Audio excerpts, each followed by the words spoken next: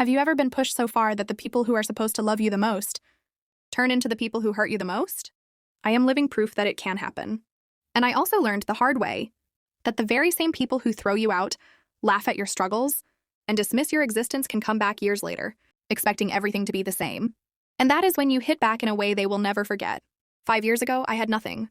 My career had crashed spectacularly, my savings were gone, and every door seemed to slam in my face. I returned home hoping for a little support, hoping for understanding, but instead, I found my family waiting for me with judgment, cold looks, and a single, sharp sentence. We cannot have someone like you in this house. You are on your own. I packed my few belongings into a beat-up duffel bag, and I left, the weight of rejection heavier than the bag itself. I walked away from the house that was supposed to be my safety net, from the people who were supposed to be my pillars. I felt the sting of betrayal every step I took, but somewhere deep inside, a fire began to burn. I promised myself that I would never let them have power over me again. The next few years were brutal, but they were mine. I worked 3 jobs at a time, living in cramped apartments, and pushing through humiliation, failure, and despair. I felt the world grinding me down, but I never stopped. Every dollar I earned, every small promotion, every skill I learned, I invested in one thing, my future. And somewhere in the back of my mind, I imagined the day I could stand in front of them again, not begging for love or support, but commanding respect. Fast forward 5 years. I had rebuilt everything. A thriving small business, investments that were starting to compound, and yes, a home of my own, a house that reflected my work, my sacrifice, and my independence. I had transformed from the family outcast into someone they could no longer ignore. Then came the knock. At first, I thought it was a mistake. A neighbor, a delivery, but when I opened the door, I saw them. My mother, my father, and my sister, faces full of arrogance, the kind of arrogance that assumes you are still the same person you were 5 years ago. My mother was holding her purse like a shield. My father had that smug, know-it-all smile, and my sister, who used to flaunt everything she had, now looked like she had rehearsed every word of entitlement she was about to say. "We are taking this house," my father said, as if speaking that sentence would magically grant him ownership. "It is rightfully ours. You have no claim here." I stared at them for a long moment, the weight of 5 years of struggle and silent planning pressing on my chest. I could feel the calm satisfaction building in me. I did not yell, I did not panic, I smiled. "Rightfully yours," I said. My voice was soft, deliberate. "Do you really believe that?" They looked taken aback, a little unsure for the first time in years. I saw hesitation in my father's eyes, panic creeping into my sister's expression. My mother opened her mouth, probably to insist, to belittle me, but I cut her off with a simple gesture, raising my hand. "You see, while you were busy throwing me out, while you were convinced that I had nothing and was worth nothing, I was building everything. This house? It is mine, fully, legally, and irrevocably." Their faces hardened, disbelief written across every line. My father's ego refused to accept it. We helped you at times." "You could not have done this alone," he said, trying to shift the narrative. I let out a small, humorless laugh. "Helped me? You mean the verbal abuse, the dismissal, the times you told me I would never amount to anything? That kind of help does not count. I did this. Every step, every dollar, every decision, I did it myself." My sister tried to interrupt, to cry and accuse me of being ungrateful. I held up my hand again, letting the silence speak louder than her words ever could. Then I told them exactly how it felt when I returned home jobless, how I had been ignored, mocked, and discarded.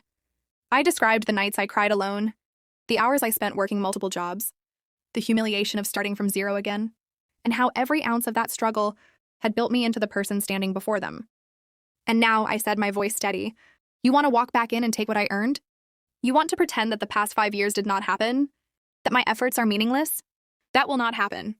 My mother's face twisted with anger. My father's jaw tightened, and my sister's eyes began to fill with tears, but I knew those were tears of frustration, not of remorse. I had become a wall they could not break, and for the first time, they realized it. I had anticipated this confrontation for months, planning every word, every pause, every effect. And now it was time for the final move. I reached into my pocket, pulling out the official documents, title deeds, legal paperwork, financial proof of ownership. I laid them on the table in front of them, each paper a nail in the coffin of their entitlement. "These are the facts," I said. "The law, not sentiment, not nostalgia, not manipulation, proves that I am the rightful owner. You may have imagined that I was still weak, still powerless, but the truth is, I am stronger than you ever gave me credit for." They argued, of course. They attempted intimidation, charm, guilt, even tears, but I remained unshaken.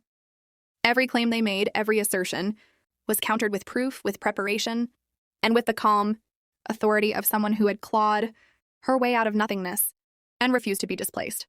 Hours passed, but eventually they understood. They had no leverage. They had no claim.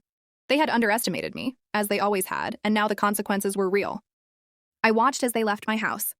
Their steps heavy, their egos bruised, and something deep inside me shifted. It was not gloating. It was not revenge for the sake of cruelty. It was the quiet satisfaction of justice. In the following days, my mother attempted calls. My sister tried messages. My father sent passive-aggressive emails, but every attempt met calm, deliberate and unyielding boundaries. I had created safeguards, both legal and personal, ensuring that they could not regain control. The house, my achievements, my independence, they were untouchable. And then, in the quiet of my living room, I reflected on what had happened. I realized that true revenge is not loud. It does not rely on confrontation alone. It is patience, planning, and execution. It is the quiet accumulation of power, of proof, of unassailable authority. I had not only reclaimed my dignity, I had cemented it permanently. The lesson was clear. Never underestimate someone you once discarded. Never assume that weakness will persist. And never imagine that past mistakes are forgotten. They are never forgotten. They shape you, sharpen you, and prepare you for the moment when you reclaim everything they thought they could take from you. Even now, when I walk through my home, every corner, every room, every detail reminds me of the journey I endured. It is a monument not to revenge, but to resilience, to perseverance, to the undeniable truth that the person you once ignored, the person you dismissed as weak, can rise stronger and smarter in ways you never imagined, and that when they do, nothing and no one can take that power from them again. They came back. I should have expected it, but the timing caught me off guard. A month after the confrontation, I was hosting a small gathering in my home, friends and colleagues mingling, laughter echoing in every corner. That sense of normalcy, the life I had rebuilt, was exactly what they could not handle. The knock at the door was hesitant, almost timid. I felt a flicker of amusement, but held it close to the surface. When I opened it, my mother, father, and sister were there again. My mother's eyes were wide, not with humility, but with calculation, trying to assess how much control she might still have. My father's jaw was tight, his face a mask of forced calm. My sister looked desperate, like a child caught stealing cookies for the third time. "We just want to talk," my father said. That old, hollow line that always came with ulterior motives. I let them in, but I watched their every move. They stepped inside cautiously, like intruders in someone else's life.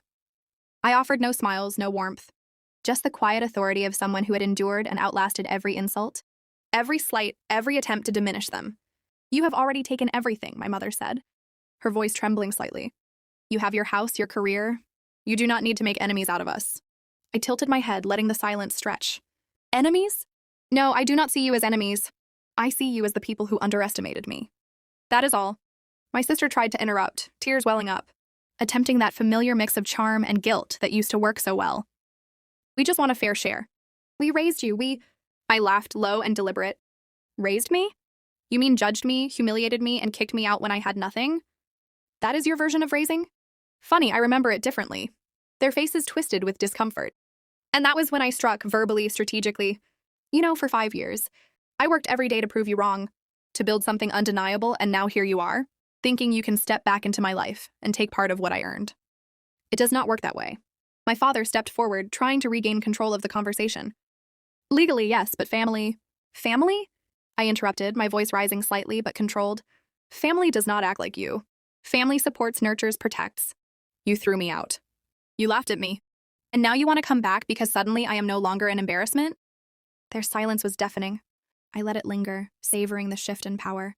For the first time, they were unmoored, unsure, like I had always been the puzzle they could not solve, the one they had underestimated for too long. Then I laid the trap I had been preparing for months. "I have considered your demands carefully," I said, pacing slowly in front of them, "and I am willing to offer you a fraction of what you imagine is owed. Under one condition." They leaned in, greedy and impatient. "And what is that?" my mother asked, her voice eager, dangerous in its entitlement. "You must publicly acknowledge in writing and video the role you played in trying to destroy me. You will admit that you dismissed me, that you tried to take advantage of my vulnerabilities, and that you underestimated my resilience. Only then will I consider any compromise." My sister gasped, my mother's face went pale, and my father's eyes flickered with panic. That simple demand stripped them of dignity, pride, and the facade of entitlement they had been clinging to. "You cannot be serious," my father said, voice shaking. "That is humiliating." I smiled softly, calm but lethal. "Precisely. You humiliated me. Now you will understand the weight of humiliation from my perspective." They argued, they begged, they tried to manipulate, but I stood firm. I had rehearsed this in my mind 1,000 times. Every response, every word, every tone of my voice was calculated to maintain control. And slowly, begrudgingly, they agreed, signing the documents, recording statements on my terms. Every word they uttered, every tear they shed, was a victory, not petty, not malicious, but complete. Undeniable validation of my strength. Weeks passed, and I began to notice changes beyond my personal satisfaction. Their friends and acquaintances started calling, whispering about how their family had been humbled by someone they had discarded. The humiliation spread, rippling through social circles, and I realized then that true revenge is not about retaliation alone. It is about rewriting the narrative, establishing authority, and reclaiming the respect that was denied for so long. I continued building my life, my empire, without interference. But one evening, as I returned home from a business meeting, I saw a note slipped under my door. My mother's handwriting, shaky. "We never expected you to succeed like this. You are remarkable. Forgive us." I smiled, folded the note carefully, and placed it in a drawer. Forgiveness was not what I sought. Recognition, accountability, and justice were enough. That night, I realized something crucial. The real power lies not in anger, not in spite, but in transformation. When you turn pain into progress, betrayal into strategy, you create an unstoppable force. Months later, the house, now fully mine in every sense, legally, emotionally, and symbolically, stood as a monument to my endurance. I hosted gatherings, built networks, mentored young professionals, and lived without fear of anyone diminishing my worth again. My family was still in my life, but only on my terms. They no longer dictated the narrative.